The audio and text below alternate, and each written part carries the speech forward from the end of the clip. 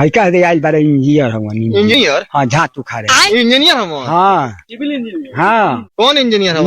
हाँ गाड़ी बनावेले नाला बनावेले। हाँ गाड़ी बनावेले। मुंबई से आइल बड़े के पढ़ाई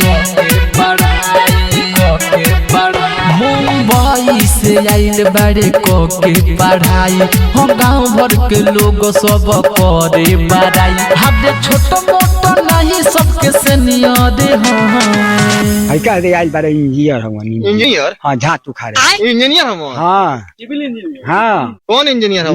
हाँ गाड़ी बनावेले नाला बनावेले। हाँ गाड़ी बनावेले। हो बनावे वाला काका इंजीनियर हो बनावे वाला काका इंजीनियर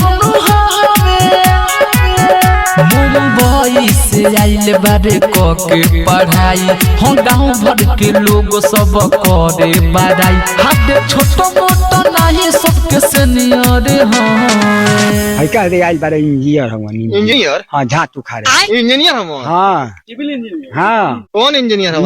हाँ गाड़ी बनावेले नाला बनावेले। हाँ गाड़ी बनावेले। हो बनावे वाला काका इंजीनियर हो बनावे वाला काका इंजीनियर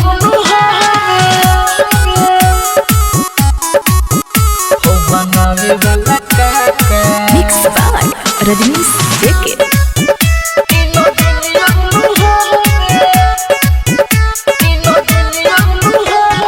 हम ना मानत रही हम ना जानत रही ऐसन लइका निकलिए जाए नाला बनावेले। हाँ गाड़ी बनावेले।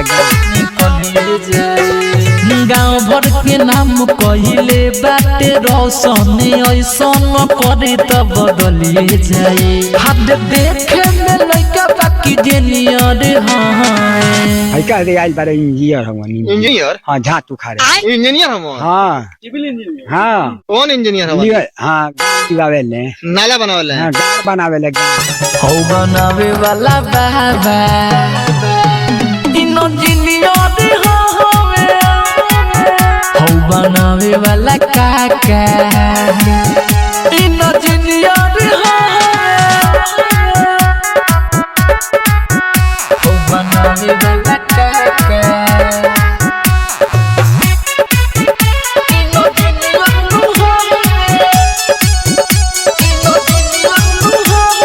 रजनीश जेके संगे जाके पढ़ले ओकरा खानी नहीं आगे बढ़ले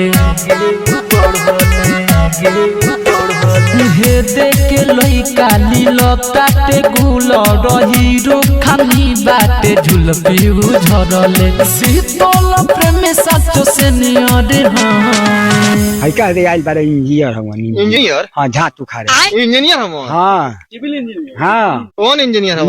हाँ गाड़ी बनावेले नाला बनावेले। हाँ गाड़ी बनावेले।